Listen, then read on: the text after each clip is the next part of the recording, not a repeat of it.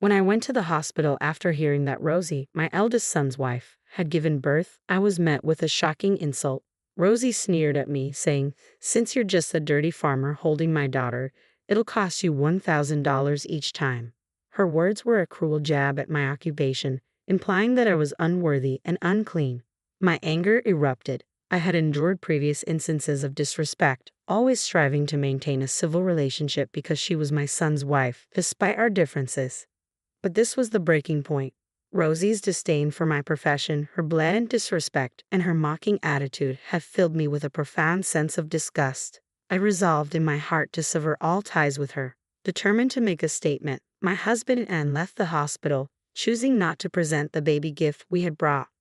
I'm Risa, 63 years old. Since marrying my husband, a farmer, we've worked together in agriculture. We tied the knot in our mid-20s and were blessed with 2 wonderful sons. Farming is no easy task. It demands early mornings and relentless work with few days off. Despite the challenges, with support from family and neighbors, we managed to raise our boys well. Now grown, our sons have taken different paths. Our eldest, even, secured a position at a major IT company, while our younger son, Tim, works at City Hall. With the children grown, my life settled into a rhythm of work and leisurely moments like enjoying tea with neighbors. Tim married Sharon, a local classmate, a few years after starting his job, and they built a house nearby, visiting us often. Even, on the other hand, seemed entirely absorbed in his career and never spoke of marriage. As he approached 30, I grew increasingly concerned about his single status, but he appeared so content with his work that I hesitated to press him. Everything changed when Avon turned 35. He brought a woman home and introduced her, saying, "This is Rosie. We're dating and planning to get married."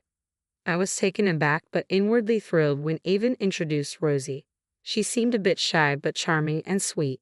At 28, she was younger than Avon, though such age differences are not uncommon these days. I was delighted that Avon had found someone special, but Rosie's demeanor shifted noticeably when we discussed our work.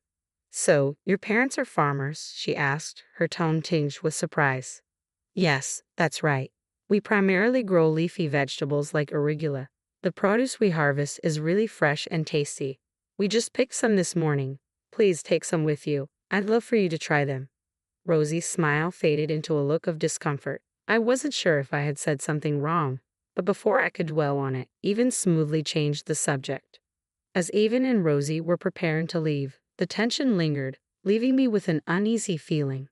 "Oh, don't forget to take the vegetables," I said as I handed them to Rosie. She looked at them with a clear expression of disgust and muttered, "Dirty." "What?" I was taken aback. "They're covered in soil because they've just been harvested. They're in a plastic bag so they won't soil your car. Just wash them well before cooking." "I don't even want to eat such dirty vegetables." Her reaction left me in shock. "It's not that dirty, it's just a bit of soil. Why does it have to be such a big deal?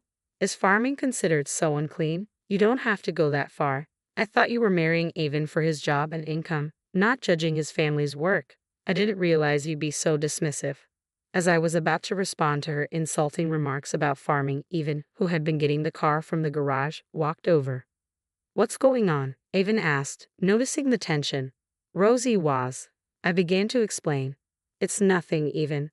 Please just take these vegetables," I interjected, trying to defuse the situation. "They're offering," Rosie cut in loudly. Avon, still looking confused, took the vegetables from my hand. "Thanks, Mom. I'll call you later about the wedding and everything," he said before heading back to the car. Rosie followed him, but as soon as Avon wasn't looking, she leaned in close to me.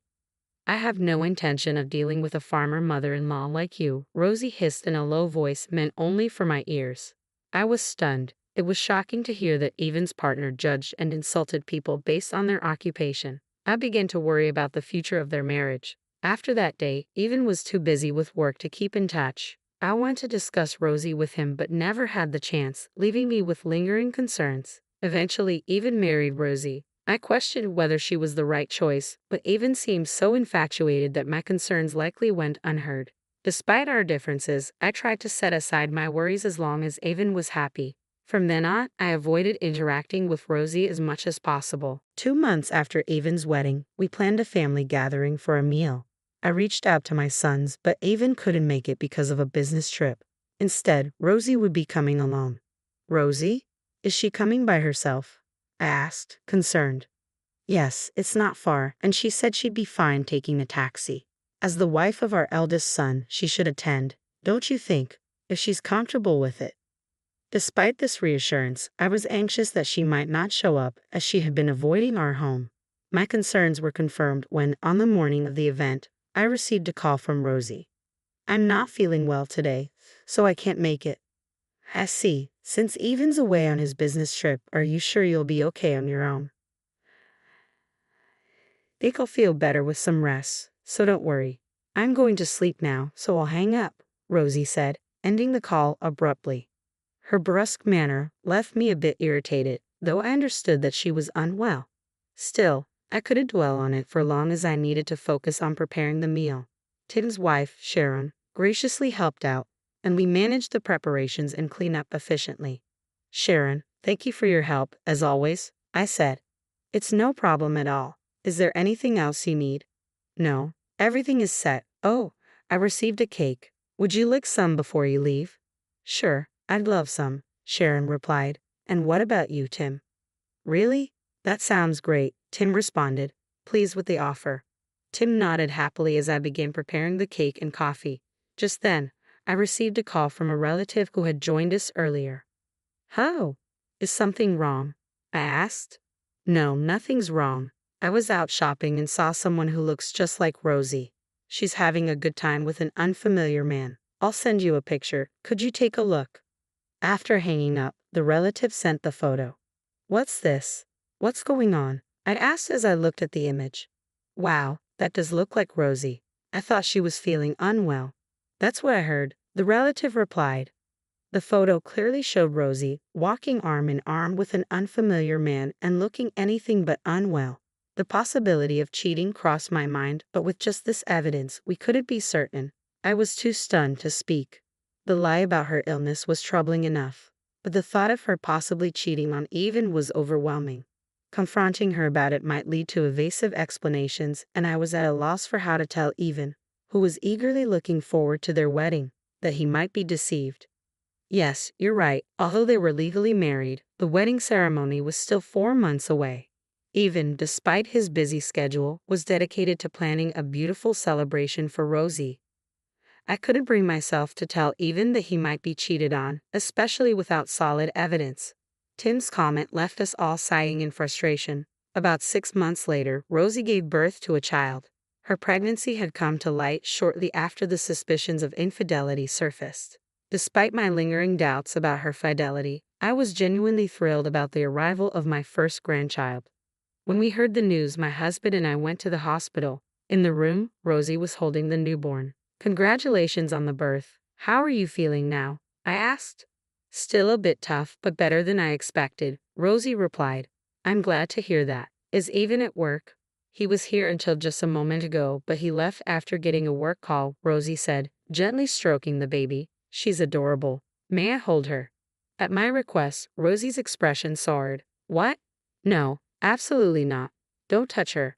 Why would you say that? I asked, taken aback. Because it's dirty. Farmers always have dirt under their nails, don't they? I can't let such hands touch my daughter. She looked at me and my husband with disdain. If you really want to hold her, it'll cost you. Mother-in-law, you're dirty, so holding my daughter costs $1,000 each time. Given your background as farmers, you probably don't have that kind of money. I was overcome with anger as Rosie laughed mockingly. Despite my efforts to treat her with respect as my son's wife, even though we didn't get along, I had reached my breaking point. Rosie's contempt for people's occupations and her insulting remarks had filled me with disgust. I resolved in my heart that I would have nothing more to do with her. Then I'll give up, I said, and with that, I left the hospital without leaving the baby gift. Half a year later, Tim and his wife welcomed a long-awaited grandchild, a charming baby boy who was so adorable that everything he did seemed precious. As I was focusing on preparing for my grandson, Rosie suddenly arrived at our house. Hey, is it true that you bought Sharon a stroller and baby clothes? She demanded, her voice full of anger. I sighed. What's this about? Yes, we bought Sharon a stroller and clothes. Is there a problem with that? I asked. Why buy gifts only for Sharon? You never buy anything for my daughter, Rosie retorted. That's because you called me dirty, I replied. I figured you wouldn't want anything from someone you deemed unclean. Rosie's face twisted in frustration. Well, if I could get presents, it's a different story. I thought it was pointless to be nice since you're poor, but if you're giving such nice things, maybe it should have been more cordial. With a sigh, she continued, I'm surprised you could afford such a nice stroller on a farmer's income. It's a popular brand, even among celebrities, right? It was expensive, but it's lightweight and easy to maneuver, so I thought it was a good choice. And just so you know, despite what you say about being poor, we earn about $70,000 a year. There's no way a farmer can earn that much, Rosie said dismissively. I sighed again, frustrated with her ignorance. Our farm is large and efficient, with machinery that helps us harvest a substantial amount of vegetables.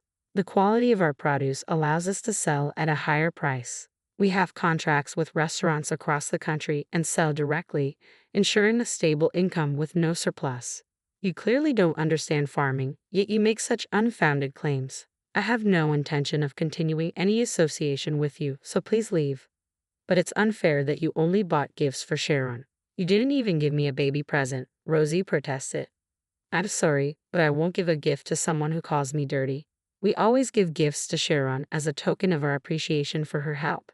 She actively participates in family gatherings, assists with household chores, and even helps me with technology, which I'm not great with.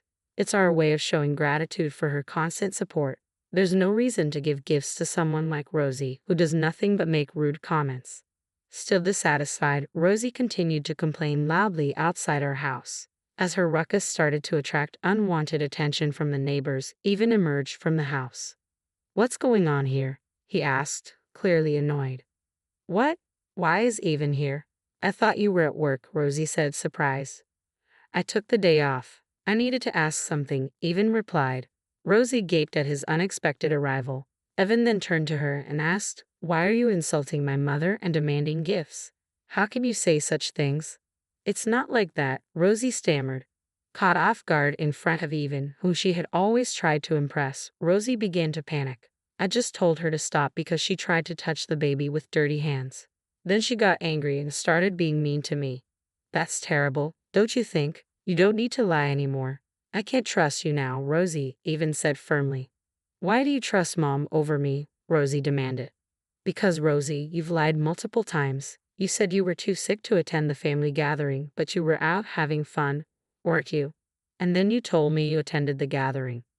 Rosie shot me a furious glare in response to Even's accusations. Unfortunately, it wasn't me who revealed this to him. A relative who saw Rosie out shopping had informed Even. The same relative who sent me the photo had only mentioned that Rosie was out and about without revealing the details about the man. Evan's trust in Rosie diminished upon learning that she had lied. I've heard everything from Mom, Even continued. You've shown a lot of disrespect just because we're farmers. That's because farming is a job for people at the bottom of the social ladder, Rosie retorted. I never thought anyone decent would be involved in it. You insulted Mom and Dad based on your own prejudices without even knowing them. I'm truly disappointed in you, Rosie.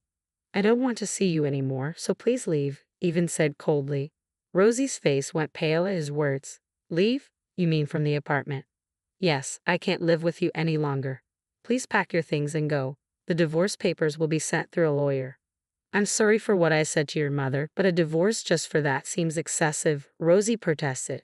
She clung to Even, tears welling in her eyes. It's not just about that, is it? Even's voice was colder and firmer than I had ever heard. You recognize the man in this photo, don't you?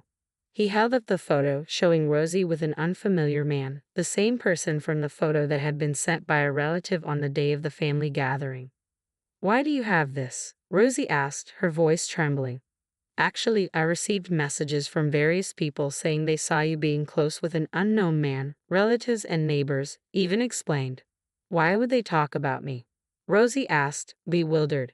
People in the countryside love to gossip. Everyone was concerned that Even might be cheated on and quickly informed me. In small communities, news travels fast, and seeing Rosie with an unfamiliar man raised suspicions. I was advised to look into it.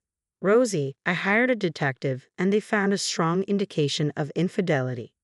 Rosie, realizing she couldn't escape the situation, glared at me with intense anger. This is why I hate the countryside. Cheating. And what about it? Evan asked. It's Evan's fault for neglecting me. I was lonely, Rosie snapped. If you were lonely, you should have told me directly, Evan responded. I thought it would be a bother, but I promise I won't cheat again. Please forgive me, Rosie pleaded, tears streaming down her face. Despite her distress, Evan's expression remained stern. You said you were lonely because I was always working, but this report shows you were involved with someone even before our marriage. What's that about? Are you still lying to deceive me? Evan asked. That's a lie. It's a false report, Rosie insisted. The report indicates you've been in a relationship with someone since college. You've broken up and gotten back together several times. We even know his name, so maybe it's time to stop lying, Evan said. Rosie's face went pale, and she began to tremble. From the photos, it looks like you've been buying quite expensive items. I didn't realize you were using my money for this. It was just impulse buying due to stress. Even so, you've spent a lot of money on brand name products, money I worked hard to earn. And on top of that, you've been unfaithful. I can't trust you anymore, Evan said firmly. Please, anything but divorce, Rosie begged, tears streaming down her face. Our daughter is still so young. I can't survive on my own if we divorce. Rosie clung to Evan, sobbing. I thought if she was going to act this way, she should have never cheated in the first place. It was too late for regrets now. I'm sorry, but my decision is final, Evan said. I'll be filing for divorce and seeking compensation for your infidelity. But our daughter is still so young, and I can't work. How will I manage to pay any compensation? Rosie pleaded.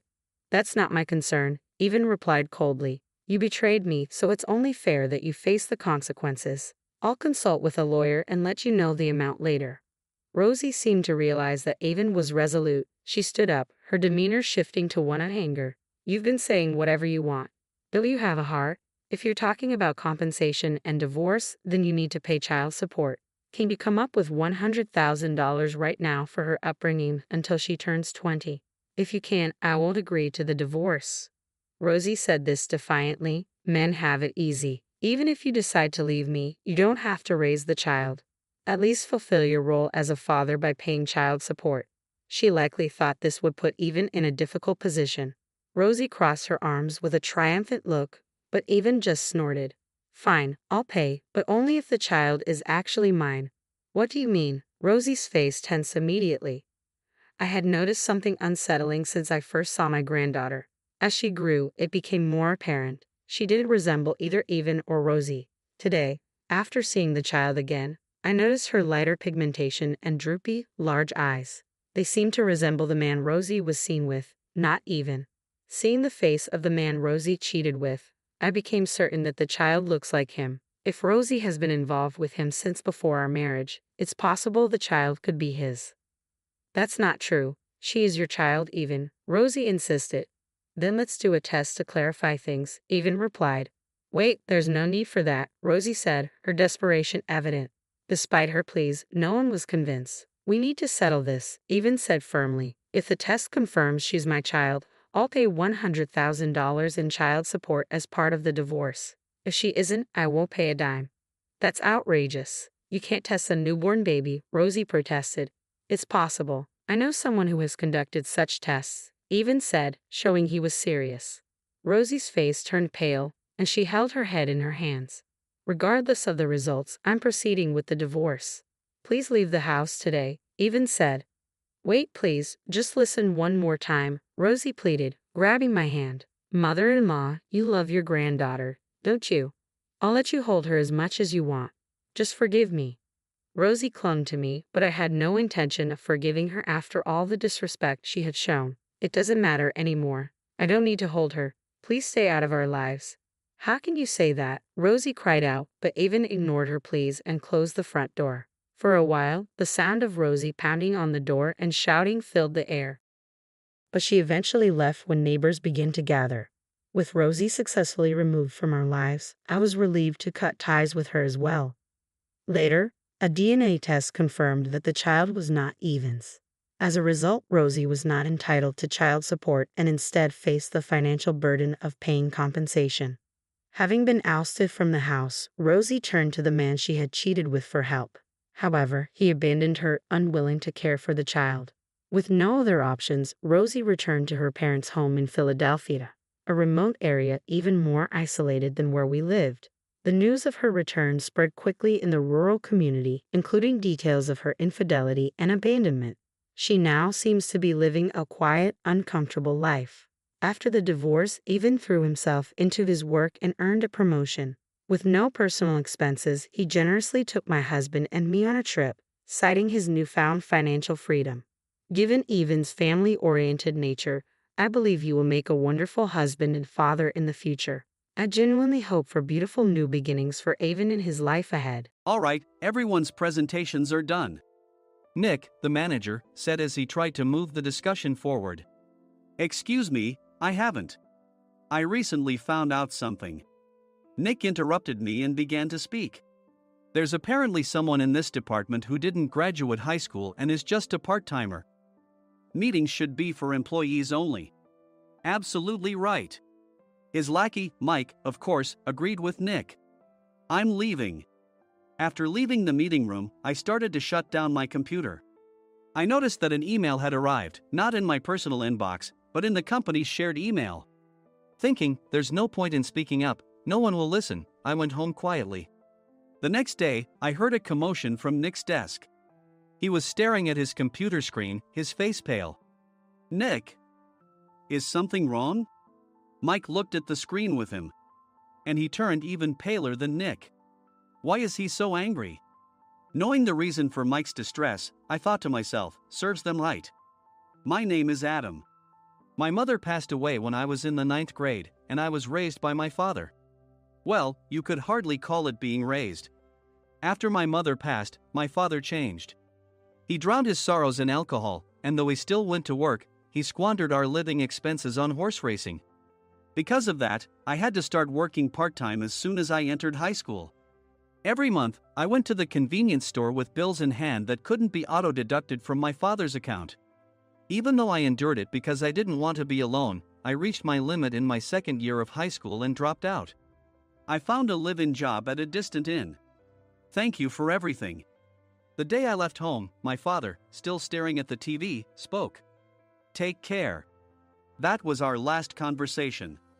Back then, 18 wasn't the age of majority, so I needed my father's permission to work, and I couldn't hide my place of employment.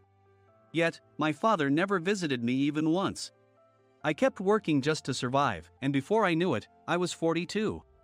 Years of hard work paid off, and I was transferred to the headquarters. I was thrilled to be recognized by the company, as I thought I'd be working in the field until retirement due to my lack of formal education. Listen up. Our work can change the future of our employees. Don't drag us down. On my first day after the transfer, Nick, dressed in an expensive suit, spoke sternly. There was a reason for this. Our inn was located in a prominent tourist destination, known so well that everyone in the state could sing its commercial jingle. At its peak, we had 5 locations within the state. But that was long ago. Due to financial difficulties and aging facilities, only the place where I had worked for many years and the original establishment remained. I was prepared to lose my job anytime, but now there was a glimmer of hope. With the rise of social media, the tourist area where the inn was located started gaining attention again.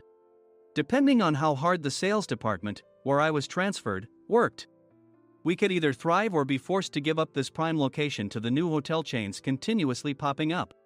For Nick, who had switched careers from another industry to strengthen our sales, this was a battle he couldn't afford to lose. I understood why he had to be strict. I will do my best. Nick sneered at my enthusiastic declaration. Did you not hear what I said? I'm sorry. I thought I was listening carefully. Out of habit from years of customer service, I apologized reflexively, though I had no idea what had offended him. Someone was watching me with a smirk. In this department, there are those who are expected to excel and those who have been shoved here because they have nowhere else to go. You are the latter. It was Mike, the section chief. He's 7 years younger, at 35. But he was called to headquarters much earlier than I was and had been moving around within the headquarters ever since. I'm not jealous, but I can't accept that he's my boss. Graduating from a prestigious university, he has an unusually high pride and caused many problems as a newbie, making things very difficult for me when I was the front desk leader. When I found out Mike was transferred to the sales department a month before me, I was disheartened. Mike is right. With just a middle school diploma, there's not much you can do. Don't even think about achieving results. As if I didn't exist, Nick remarked, "I'm thirsty." Mike eagerly ran to the coffee maker. It seems Mike is Nick's lackey. I regretted being happy about my transfer to headquarters, wishing I had stayed on site forever. Send a direct mail to every company on this list by the end of the day. Nick only assigned me tasks that even a new graduate could handle. What? There are over 1,000 companies. You want me to send to all of them by today? Yes, if you and your fellow misfits split the work, even those with nowhere else to go should finish by today. I glanced at the employees typing away expressionlessly. They were worn out from customer service, only thinking about leaving on time, or were women reassigned after having children, with zero motivation for work. Even Sam, a new graduate from the same university as Mike, who was supposed to be among the expected achievers, had no enthusiasm for the job, having joined the company wanting to do customer service. "I don't care what they say, I plan to quit any time," he said. Only Nick and Mike were highly motivated, making all the decisions between the two of them. I originally only wanted to work at the inn to survive and had no particular attachment to this job. I swallowed my words, thinking I had no right to reprimand them. About a month after the transfer, Nick told us with a frustrated look, "To commemorate the 50th anniversary, we've decided to create a plan exclusive for one group per day." Originally, Mike and I were supposed to come up with it, but our president, Mr. Thompson, insists on hearing everyone's opinions. "So, you all get a chance." As Nick explained, Mike began handing out prints. "Make sure not to embarrass Nick. If your ideas are half-baked, you'll have to redo them." It seemed that they had printed his handwritten notes by Mr. Thompson, which included several questions and a section for free responses. It made sense why Nick had to seek our input, given that all responses had to be submitted to Mr. Thompson. We were given a week to think about it, and a meeting was scheduled to compile our ideas. My plan is to let guests enjoy both the old and modern America. Nick began the presentations. Guests would watch a master confectioner at a nearby traditional sweet shop make sweets in front of them. The welcome drink would be premium tea in a bottle. Nick's plan was certainly attractive. After his presentation, Nick called on us to present in the order we were seated. Just as I stood up for my turn. "All right, everyone's presentations are done." "Excuse me, I haven't. I recently found out something." Nick interrupted me. "There's someone in this department who didn't graduate high school and is just a part-timer." He was likely talking about me. I joined the company as a part-timer and was made a full-time employee when I turned 20. That was 20 years ago, so Nick and Mike probably had no chance to know until recently. Meetings should be for employees only. Absolutely right. After that, Nick kept creating opportunities to solicit everyone's opinions, purposefully excluding me from speaking. The meeting unexpectedly heated up and went past the scheduled end time. A few people asked to leave, and the discussion continued with the remaining few. "Still here?" Normally, you'd leave in that situation. Though I had no attachment to the job initially, hearing kind words from customers made me want to make them happier. For someone like me, with nowhere to go, the inn was my home and customer service was my life. I felt pathetic about my current self. "I'm leaving." I left the conference room and started shutting down my computer. I noticed an email had arrived, not in my personal inbox, but in the company's shared email. Thinking no one would listen to what I had to say anyway, I quietly went home. The next day, while preparing the DM as instructed, I heard a commotion from Nick's desk. In his haste to stand up, he hit his knee on the desk. He stared at his computer screen, his face pale. "Nick! What's wrong?" Mike, thinking he should be the first to rush over, approached Nick while still wearing his coat. He peered at the screen with Nick. And he turned even paler than Nick. Why is he so angry? Who is responsible for this company? Nick, more irritated than ever, asked, and Mike answered without checking. "Probably Sam." Sam wasn't there because he was attending a morning training session for new hires. Nick gave up on getting angry and returned his gaze to the screen. They were looking at an email that arrived right after the end of the working day yesterday. Apparently, no one, including me, had checked it before leaving. The email was from a large company that used us for their annual employee trips. The president and executives of that company also frequently used our services personally. President of the company, Mr. Mason himself, had declared that neither he nor his company would ever use our services again. Well, some companies cancel their employee trips or stop using our services due to financial struggles. Let's just move on. Mike kept wiping the sweat from his forehead with a handkerchief. Knowing why Mike was so agitated, I quietly watched their interaction. Do you know how much revenue we get from that company? We can find other guests to fill the rooms, but we'll lose the banquet costs, gift shop revenue, rental car fees, and more. Moreover, the gifts were supposed to be prepared by the traditional confectionery shop involved in Nick's proposed plan. If it's known that we incurred such a huge loss at this critical time, Nick's position in the company would be jeopardized. Nick took a deep breath, seemingly trying to calm himself. All right, Mike. Go to New York right now and apologize to Mr. Mason. What? You're coming with me, right? I have urgent work to do. I trust you, which is why I'm entrusting this to you. Please. Mike, believing Nick's sincerity, agreed with a determined look on his face, saying, yes. That's Nick for you. Even if Mike went to apologize, Nick would shift all the blame onto him if the client didn't change their mind. Well, it was Mike's fault to begin with, so it served him right. About 3 hours later, Sam answered a call from somewhere and repeatedly apologized, saying, I'm very sorry. Everyone watched to see what was happening. After ending the call, he informed Nick with a weary tone. When Mike arrived at the client's company, he only made things worse, further infuriating Mr. Mason. He was demanding, get his boss here immediately. It was no wonder Sam was exhausted, dealing with such a call right after returning from training. What is that idiot doing? All right, Adam, you're coming with me. If sacrificing Mike didn't work, then I must be next. Normally, I'd want to refuse at all costs, but I saw an opportunity in this situation. If I can be of assistance, I'd be happy to join you. I obediently followed Nick, and we flew to New York. When we introduced ourselves at the reception, it became clear how serious the situation was, as the receptionist personally escorted us to the president's office. Angry voices leaked through the door, making both Nick and me uneasy. Excuse me.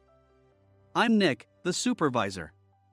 I understand my subordinate has caused you trouble, and I deeply apologize. Nick, with his experience in the corporate world, knew enough to offer an apology before excuses. However, his customer service skills left much to be desired. I sighed as I saw Mike trembling like a small dog in the corner of the room. What kind of training are you giving your subordinates? Mr. Mason glared at Nick with a red face. The intensity of his gaze made even Nick take a step back. Regrettably, I joined this company only 2 years ago and was unaware of Mike's issues. I should have identified his shortcomings sooner. Indeed. I should have realized sooner. No sensible person would come to apologize and then give a lengthy presentation on the drawbacks of not using their in. Nick froze, his mouth slightly open. Suspecting the worst, I picked up the documents that had fallen to the floor. It seemed Mike hastily prepared these documents on the plane, listing the disadvantages.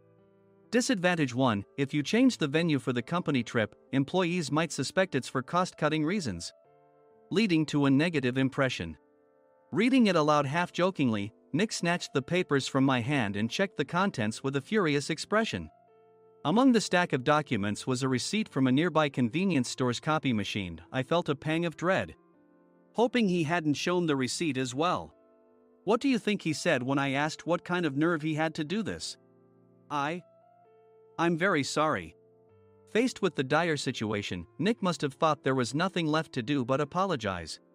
In a voice smaller than I'd ever heard from him, he uttered words of apology. He said, I'm a Harvard graduate. I don't believe I said anything wrong. Mike, what have you done?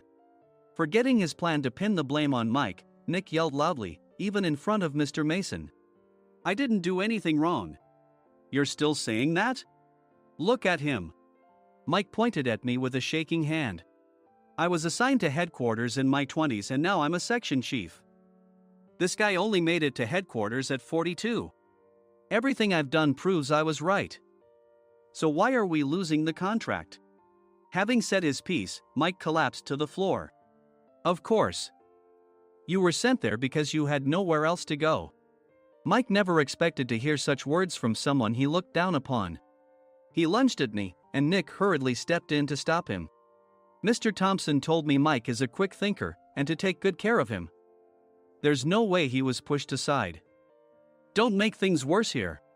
He didn't say quick thinker, he said only quick-witted, didn't he? I don't remember that part. I recalled the many troubles Mike caused when he was a newbie. When Mike was on the front line, his pride was so high that he never apologized to customers. Customer service, especially in our job, doesn't work alone. It brings both good and bad situations. If the front staff or housekeepers made mistakes, or the cleaning company didn't properly clean a room, one had to apologize to the customers regardless of personal fault. Mike, in such situations, would never apologize, insisting he wasn't at fault. This often angered customers, and as the front desk leader, I frequently had to apologize on his behalf. He caused complaints and disrupted operations, which is why he was quickly moved to headquarters. In departments where he didn't interact directly with customers, his quick thinking was beneficial and things went well. But it seemed his flaws were starting to show. Corporate reservations are supposed to be entered into the system by the sales representative. But a quick check yesterday revealed that more than 10 items were missing from the client's reservation. The handover document clearly stated what needed to be prepared. Why didn't you enter it into the system? Why do we have to give them special treatment? Filling rooms near the banquet hall, setting up all the food in advance. Specifying the brand of wine, they're too demanding. No wonder he always angered customers, I thought, feeling a headache coming on. Grouping them in rooms near the banquet hall is for our benefit too. It makes it easier for the staff to set up beds and serve breakfast since everyone's schedule is synchronized. As for the other requests, Mr. Mason suggested them to lighten our load. I didn't know that. Nick finally seemed to realize that Mike was the one who had angered the client. What did you say to them? I just told them we wouldn't give them special treatment anymore. We shouldn't waste effort on things that don't bring in money. I was utterly exasperated at his lack of understanding of customer service. Of course, we shouldn't comply with unreasonable demands. But carrying over successful practices from past stays makes customers feel remembered and enhances their experience. Good memories encourage repeat visits. That's part of our job. I looked down at Mike, who was sitting on the floor. In our job, nothing is a waste. Mr. Thompson likely moved you to the sales department, hoping you'd finally understand this. How do you think he feels now that you failed to meet his expectations? Mike, tears in his eyes, fled the president's office. I was amazed he still hadn't apologized. You have it tough, Adam. It's okay, we're all employees of the same company. I deeply apologize for this disrespectful incident. Especially after all the care you've shown us. If it weren't for you, Adam, I really would have stopped staying here. When I heard you were moving to the sales department, I was willing to reconsider if you handled it. Seeing us talk so amicably, Nick's face contorted. Do you two know each other? Adam's service is excellent. I always requested him specifically. Normally, we don't accept specific staff requests, but we made an exception for Mr. Mason, adjusting my shifts accordingly. He had personally stayed at our hotel just before my transfer, and during casual conversation, I mentioned, I'm moving to the sales department soon. If I hadn't told him then, things could have been much worse. Please continue to take care of us. I look forward to it. On the return flight, Nick awkwardly offered me a can of beer. It's still working hours. Of course, I had no intention of forgiving him for a single beer. Nick might try to pin everything on Mike and avoid any consequences. While pondering this, a startling fact came to light. Nick, the tea bottles for the plan have arrived. I handed Nick a bottle labeled with our inn's name. They look good. What are you talking about? These are plastic bottles. I had assumed we would use the trendy, high-end bottling tea. But what arrived were ordinary plastic bottles of tea with customized labels.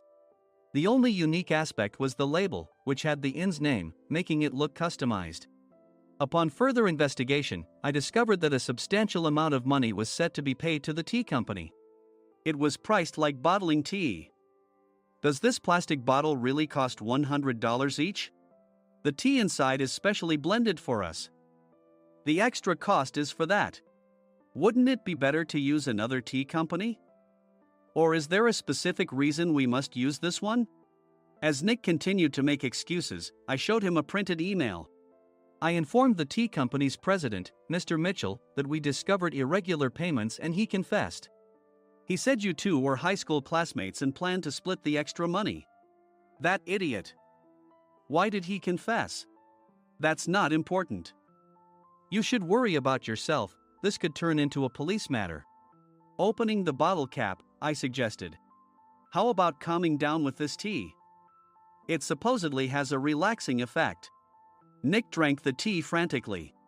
In the following days, decisions were made about their fates. Mike was reassigned to the General Affairs Department, with no chance of transfer or promotion, as per Mr. Thompson's orders. As for Nick, since the payment to the tea company hadn't yet been made, he narrowly avoided legal trouble. Instead, he was encouraged to leave the company, and to avoid further complications, Nick submitted his resignation. Rumor has it that connections between HR departments have made it difficult for him to find new employment. Even though it was good to have those two gone, something unexpected happened in the sales department. Everyone became motivated and united in refining the 50th anniversary plan. In the end, my plan was adopted. We collaborated with the Tourist Information Center to provide personalized guides. The plan, tailored to the number of guests, was truly special for the 50th anniversary. Hey, is Adam's family coming to stay? I immediately booked that special plan for my family. Sam noticed it on the reservation list and quickly picked up on it. Yes, I'm inviting my father. That's great. I might invite my parents too. I lacked the courage to face my father just as Adam. But here, with the confidence Mr. Mason praised, I felt ready.